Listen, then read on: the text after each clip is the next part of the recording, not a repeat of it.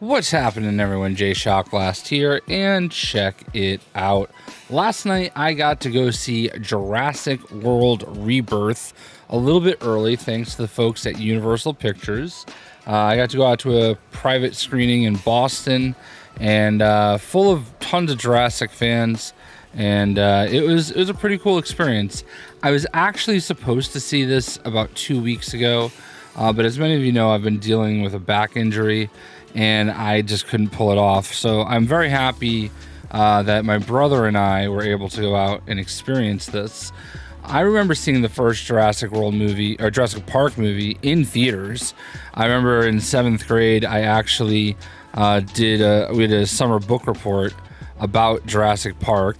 I did buy the book and I read some of it, but I was cheating. I was trying to get away with not having to read a whole book and base it off the movie. But my history with the Jurassic franchise runs pretty deep, and obviously, as you know, we've seen Jurassic Park and Jurassic World in Lego form, in both the Lego Jurassic game and Lego Dimensions. So I've got a lot of experience with it. I love talking about it, and you can even see Jurassic World right now in Funko Fusion. They've actually added 2 dinosaurs, as well as Zora Bennett, which is Scarlett Johansson's character, and Dr. Henry Loomis, who is played by Jonathan Bailey. So let's talk about the movie. The movie was a really solid movie, okay? It's not reinventing the wheel, and if you've seen the other Jurassic movies, it's pretty much what you expect. I felt like the story, it didn't deviate too much. You've got the main core group, which is the group that the trailers will show you is searching for the dinosaur DNA so that they can make drugs to save the world. And by the way, no major spoilers. I'm not gonna get into spoilers here. And then you have this family that's out, doing their thing on a sailboat, trying to go to Costa Rica, I think. They're going from one place to the other around the equator. So essentially at this point, it's 5 years after Jurassic World Dominion, and a lot of these dinosaurs are starting to die out. It's not cooperating with the current ecosystem, and the ones that are surviving are basically around the equator, and those are no-go zones. You're not supposed to go there. This island that the crew ends up getting recruited to go to, they are it's not, I don't think it's an island that we've seen, because remember in the Lego Jurassic World game, you had the different island, Island Nubla, and those islands that you would go to, and they would all be a little different. I think this is just another island where the research and development was. So a lot of the dinosaurs on this island are like Franken dinosaurs. They were messing around with DNA, and something went wrong. Those Snickers commercials, are you hungry? Let's just say a Snickers bar caused this entire island to be abandoned. So it's certainly an interesting concept, the way it all went down. It's interesting because it's believable, but it's a good movie. I actually, not having an attachment to the franchise, made me appreciate it a little bit more, because I didn't know what to expect. This is not a movie I planned on seeing on my own.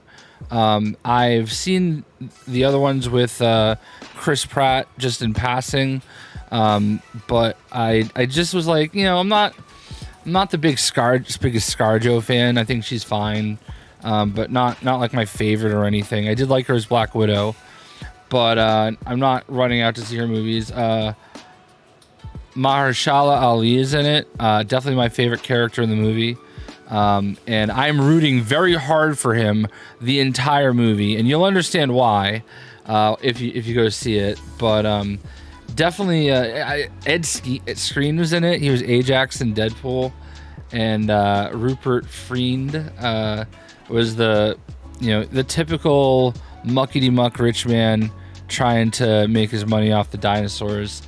I think he was the Grand Inquisitor in Obi-Wan Kenobi. So there's some very accomplished actors in this, and I think it's a very natural fit. It all is natural. It makes sense. Things kind of converge, and everything goes wrong as you'd imagine, because these are massive dinosaurs and they're doing their dinosaur thing. And we've got the movie, and they're going after all the DNA, and it's really, actually, to be fair, like a lot of times with movies like this, people will get like the keys to such a great franchise and they'll make a total mess, like The Last Jedi. When I look at The Last Jedi, I look at, man, Rian Johnson had the keys to the castle, and this is what he chose to do, and I hate it. But Gareth Edwards, I feel like Rogue One is easily the best Disney Star Wars movie, and it might be a top 3 Star Wars movie, period. Like, Rogue One is so good, and Gareth Edwards, I think what he did so well here is he kept the story moving, and he kept it fresh, he kept it interesting. There were parts that were, equally terrifying. There were parts that were equally, heartwarming. There were parts where, like, it was naturally funny. Like, none of the humor seemed too forced. You were really, like, hoping that everybody made it through, and obviously found a way. Life finds a way. And there were neat little tie-ins and nods to the previous legacy. I believe Dr. Henry Loomis mentions that he trained under Alan Grant. And, even I know who Alan Grant is, like, when he mentions it. So there's just these cool little things that you'll see here and there, or here. And my brother brought up a few when we were driving home after the movie, that you'll notice where it's like, okay, this is cool. So do I think this is a franchise that can continue forever? I don't know where they go from here. I think that they do have a little setup for what could happen next, but I don't know. I feel like at a certain point, the well is gonna run dry, but it did not with this movie. I think this is a very solid movie. For me, it's a 7 out of 10. This is your typical summer blockbuster. This kicks off summer blockbuster season. Is it a movie that you should see in theaters? I think so. The theater we saw it at was an AMC in Boston, and it had the whole surround sound effect going. And, you can appreciate the suspense and the drama a little bit more when you can, like, feel it, and when you can feel... like, I used to work for Bose, and, like, one of the big things we did was, having the sound come from directions, and that's something that you can kind of feel. I don't know if it was a Dolby Atmos theater or not, but you can kind of feel that, and that's one of my favorite parts about going to movies.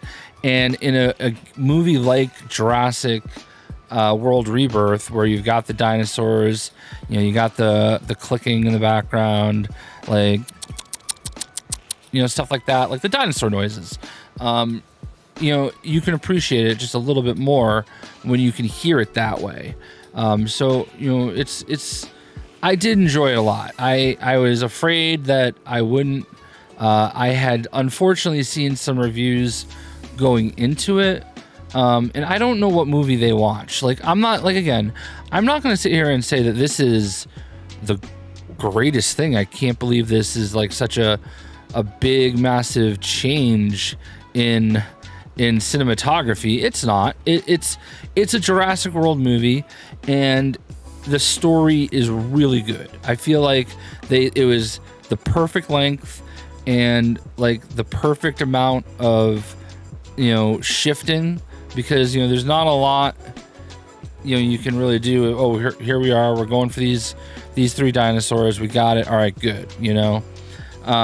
But the suspense is there. Like, it kept me on the edge of my seat, and I'm very happy that I actually saw it, because sometimes you don't go to see a movie and you're like, whatever, and you're missing out on something great. And I really do feel like, especially if you're a Jurassic fan, like if you just go for the dinosaurs, right? They're cool, and a lot of these dinosaurs are like probably not seen before. They're like spliced species, if you will. Excuse me. That was the whole point of this island. Excuse me. Hiccups. And yeah, I liked it. I liked it a lot. Solid 7 out of 10. I think, if you're on the fence, I do think it's worth seeing in the theater. It's just honestly, the sound. They did a great job with the sound, and that's a very underappreciated part of cinematography, is blending in the sound. So I don't want to get into anything spoiler-wise. You're obviously... I thought Scarlett Johansson did a great job, She felt a little Black Widow-ish, if I'm not gonna lie. Mahershala Ali, I'm probably butchering his name. Absolutely my favorite character in the movie. Loved him, and yeah. So anyway, that's what we got. It's in theaters on July 2nd, which is tomorrow as I am recording this, because yeah. So I'm very thankful to Universal Pictures for letting me see this. The gameplay that you're watching in the background is from Funko Fusion.